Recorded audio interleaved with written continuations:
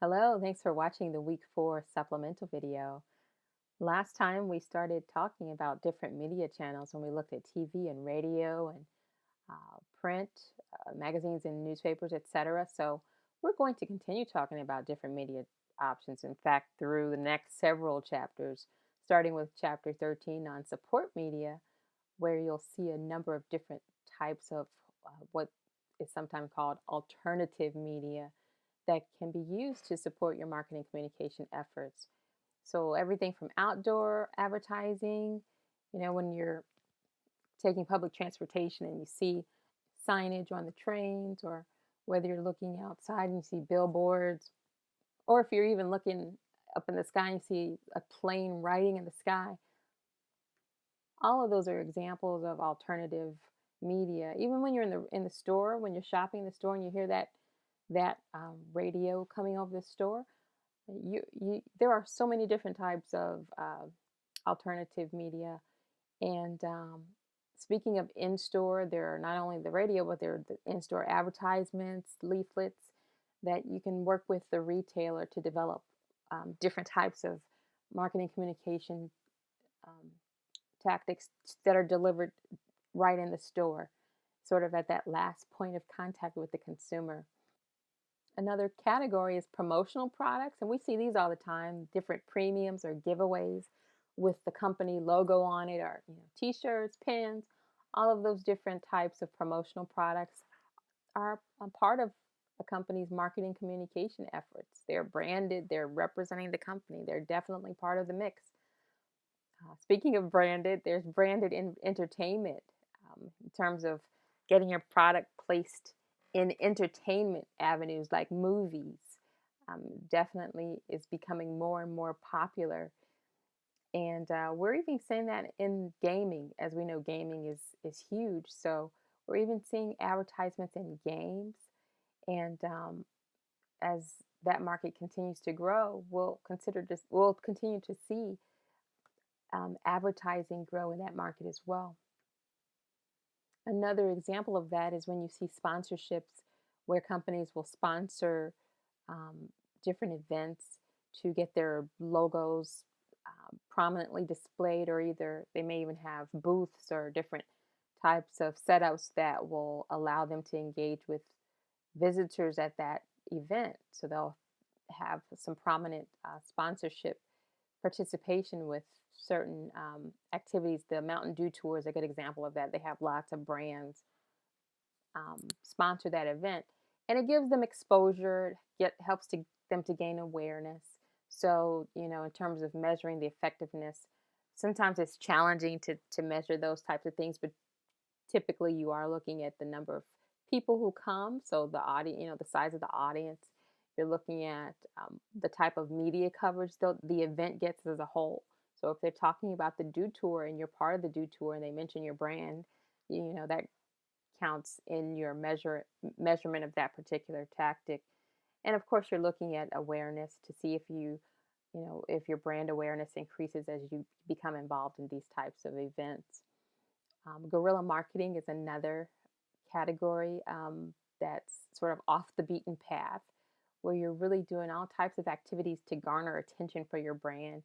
Usually, sort of undercover activities that are, a little bit more, I'll say, just different.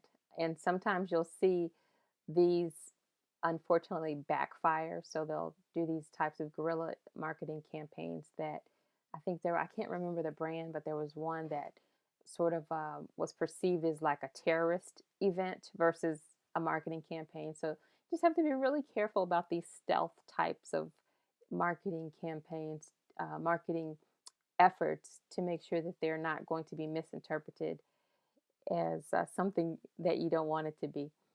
Um, some of the other, video game ads, parking lot ads. We all see these ads at the gas station when we're pumping our gas. There are so many ways that marketing communications are able to get to consumers today, which underscores the importance of having a integrated marketing campaign, so that you have a cohesive campaign and your message is consistent, so that even though they're getting bombarded through lots of different media channels you're still able to get through. Chapter 14 goes on to talk about direct marketing, which we know allows us to sort of uh, contact the target in a more one-on-one on or focused method. And the internet really does a great job of helping to facilitate that process. So, and it also helps facilitate the measurement. So a lot of times when direct marketing happens over the internet, you have very clear actions that you're looking to get from the consumer, and you can tell whether or not they take those actions. You're really seeking a specific behavior response a lot of times with those direct marketing initiatives. But sometimes they are designed to improve the image of the brand or to make sure the customer is satisfied, and even to communicate with them and educate them about certain things pertaining to your brand. So there are lots of different specific tactics that can be used when you're initiating direct marketing. You know, we think of mail and the getting that in the mail all the time, but you can get it via email.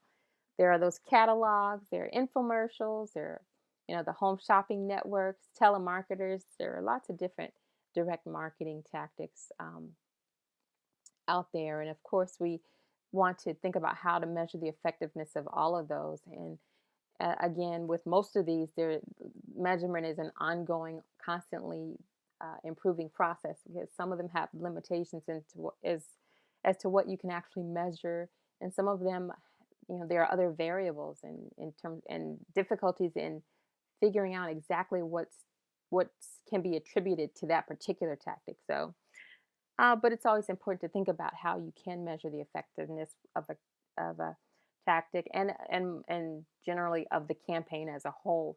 So with direct marketing, they're looking at cost per order, they're looking at the customer lifetime value because a lot of times they are looking to develop these long-term relationships with customers, and they want to be able to determine, okay, if we keep this customer over time, what is the value of this customer in the long run? And that could dictate how much of an investment we should be making in terms of attracting and retaining the customer now. So there are certainly advantages and disadvantages to all of these different promotion mix elements, and I won't go through all of them. You can certainly, in every chapter, they give you the advantages and different and disadvantages. So I encourage you to go through that. Chapter 15 goes into the internet and digital and social media, which we know many companies are incorporating into their campaigns now, and especially in integrated marketing communications campaigns. We know that the internet can be used to help drive a number of different objectives, whether you're trying to create awareness or get people interested in your product, whether you have information to communicate, even in image building and creating a brand. The internet can certainly help do that, and it's powerful in terms of creating buzz around your product or service. So especially with social media.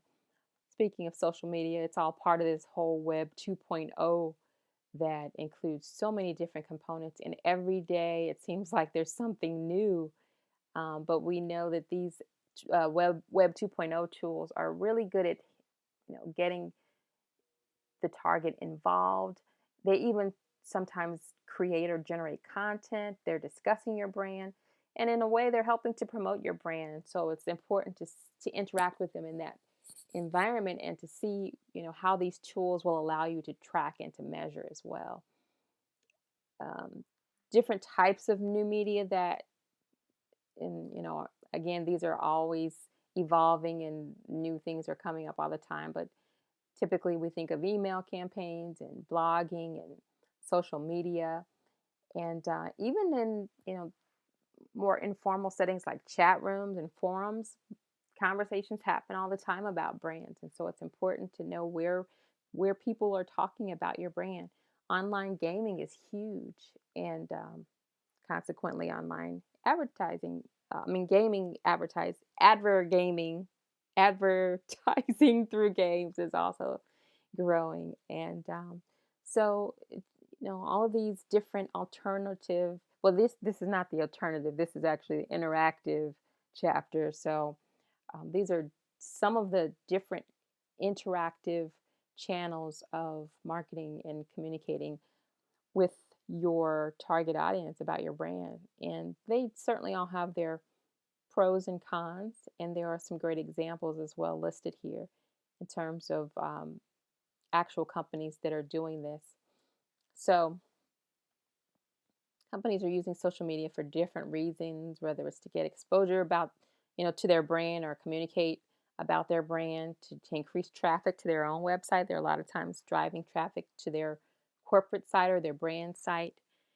And always looking for ways to measure the effectiveness of these tools. Again, internet does actually make it a little bit more straightforward in terms of measuring because you can um, follow their activity a little bit more. But we're still using some of the traditional metrics in terms of recall and retention, sales and ROI, but tracking is becoming more prevalent. And of course, the internet allows for surveys to be done pretty readily. Here are the some of the standard internet metrics: click through, number of visitors, exposure, even looking at how long they're spending on your site, what are they doing when they're there, how are they interacting with the content, and just a number of different metrics that can be used to assess the effectiveness of your internet and digital efforts within your IMC campaign. Chapter 16 goes on and talks about sales promotion, and we know sales promotion is all about getting that immediate driving that immediate purchase, getting them to the point of where they're ready to buy now, giving them that sense of urgency. So you're giving them an extra incentive to buy, or you're trying to speed up the sale, or even to target different parties. It's really giving them an incentive to go ahead and make that purchase. And there are lots of different types of sales promotions. This slide is a little small, but you can see that there are both customer oriented promotions and trade oriented promotions.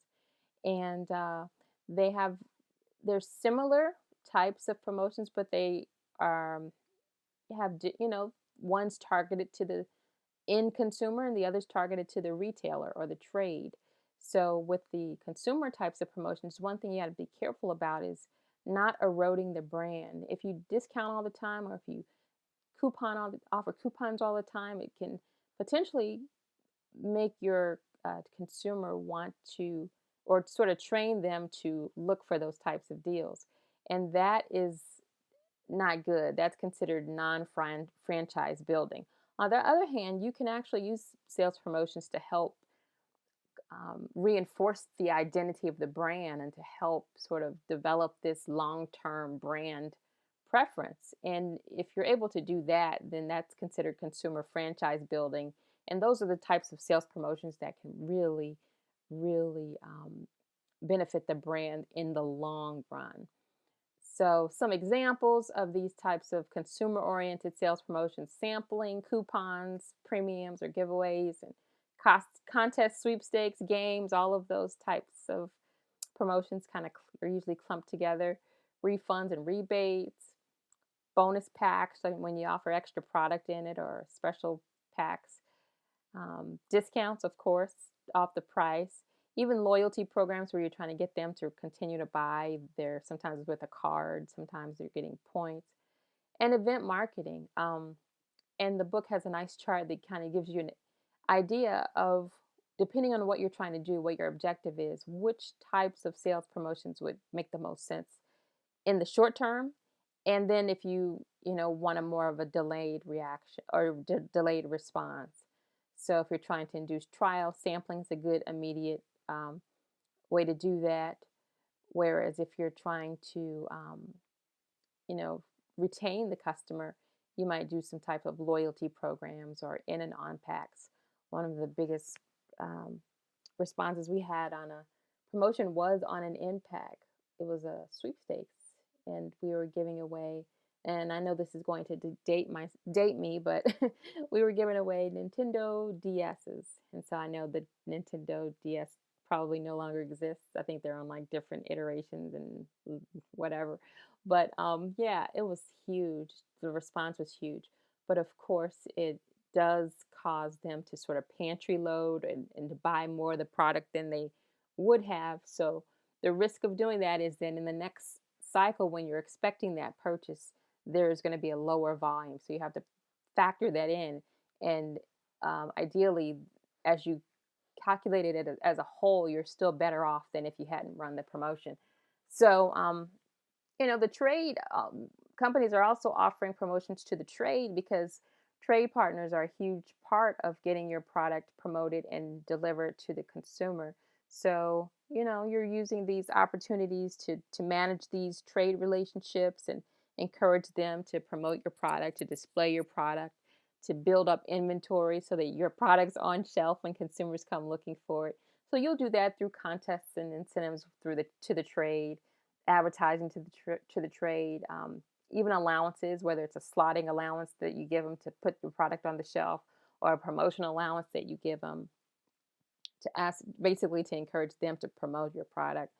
And you do other things like training. Your sales force is uh, usually responsible for helping educate that customer on your product, but there may be other formalized training, and also setting up in-store displays, and just overall providing a service to the trade to help them better be better prepared to offer your product to the end consumer. And all of these promotions certainly need to be evaluated, whether it's through evaluating break even analysis, or just testing the effectiveness of the messaging, or tracking. If a lot of these can be done online too. So, for example, we have coupons. Well, coupons can be delivered offline or online. So at any time that these are delivered online, you do have the benefit of the internet metrics that we talked about in the previous chapter. So there are some tracking studies that they can do to see how some of these are effective in terms of in store. They can literally figure out what path consumers are taking, and just different things they're doing. But tracking and measurement are important. Again, they're often challenging depending on what you're doing, but it's still important to figure out what the best measurement would be. And moving on to chapter 17, it's about PR, publicity, and corporate advertising, all of which are designed to really promote or to improve and promote and maintain the overall image of the brand and the company as a whole. Not just, it's not typically done, well, I should say the tide's changing on that. Historically, it's been sort of at a corporate level, but now we're doing it more for individual products. And I think the book actually talks about that. Traditionally, it was all about maintaining these positive relationships between your company and the public, managing that communication. But now it's an actual considered part of the marketing mix, and it's contributing to these IMC campaigns, which a lot of times are targeted towards specific products. So, in doing so, we have to make sure we're thinking about how to measure the effectiveness of PR, whether it's through impressions, or, the number of articles that are placed, or, there are different ways depending on what you're doing. Publicity is a bit different because it's, generating this news about your product that will run in a print media. So it's, more of a short-term strategy. And unfortunately, it's not always positive because you're not controlling that message. So, you may have a publicist put out a video news release, but of course, you're at the mercy of the outlet that's distributing the news. So there are some risks associated with it, but it also has a benefit of having this news value and this perception of credibility, since it's coming from this other source. And it's almost like a stamp of approval by this other source. It's almost like an endorsement. Corporate advertising, you see that a lot in terms of companies helping to promote their image by advertising some of the things they've done, maybe in the community, or some of the things organizations they've sponsored, any type of cause marketing. Anything designed to enhance the image is usually part of that corporate ad campaign. Last but not least is our chapter on measuring effectiveness, and just to highlights the importance of testing throughout this whole entire process from beginning to end. Whether you're testing, at the beginning stage is when you're generating concepts, whether you're testing once you have art available and copy written and you're testing those, whether you're testing an ad before you launch it into the market, or whether you're testing it after it's launched to see how well it did. It's important to incorporate, and honestly, something that we don't always do, marketers don't always do, maybe because of cost or time. But it's important to think about and see what you can learn by testing your campaigns. Um, some reasons to test is because you can learn from it. You could avoid mistakes, but you could also learn from what you did so that you can do it more effectively next time, more efficiently. And it'll help you see if you achieved your objectives. But some people choose not to because of, like I said, cost or time, and also just methodology. What should we test? And of course, sometimes the creative teams are not in favor of it because they feel like it's an unfair assessment of their creative execution. Um, but it's important to keep in mind that as you do test, remember we established communication objectives going into the plan. It's important to align your testing with that. So to figure out, okay, did we meet those objectives? Aligning your measures, your metrics with those objectives is important. And it's also important to think about how consumers respond to communication. We learned those different models, whether it's the AIDA model or the hierarchy of effects model. We saw those different models. So making sure you keep those in mind as you develop the measures for testing or for assessing your campaign. It's important to make sure it aligns with how consumers are expected to respond based on those models. And important to think about pre and post testing. It's good to have that, both sides of it, and to also test multiple things, not just a single metric, but to see what multiple things can be tested so that you can um, have a better picture of what's going on. The book gives you a whole lot of different specific testing methods that we won't go into, whether it's juries, where you get a collection of consumers together and discuss with them, create a jury, you know, focus groups, concept testing. You can even look at things like, I think I might have mentioned, I don't know if I mentioned already, eye tracking studies where you're literally watching their eyes. Well, you're not, but the computer is watching their eyes to see where they're looking on the screen and determining, which aspects of the advertisement are most effective based on where their eyes go. Same thing with websites, where they're clicking, first. You're able to see which parts of the website are more effective. And some of the standard things you're testing for recall, for brand recognition, um, lots of different types of tests you can do both before and after. And some of these are done in a quote laboratory setting, which is more controlled, but there is a risk there because it may not be as realistic as having them do the test in what a more natural setting, like if they were going to be at home when they see the ad. So that's just something to keep in mind. And copy testing, there's a whole section in our book about copy testing and how a lot of agencies sort of agreed to the standards that should be upheld when you're testing copy. And similar to some of the other things we said, important to go back to your objective. And as you're testing anything, go back to your objective and to be sure you understand how humans respond to communication and align your objectives and your measures of success with that process. Just a few reminders. Each of the chapters on each of the promotion mix elements have sections on measurement, so be sure to take a look at those. And keep in mind that there are some techniques that have limitations. So as you read through the different techniques, some of them have limitations, but it doesn't mean we should throw them all out. We certainly should be intentional about establishing measures for our campaigns. And just a reminder to link those back to the objectives, and that's really the key there. So if you have any questions, please feel free to give me a call or an email. And thank you so much for watching.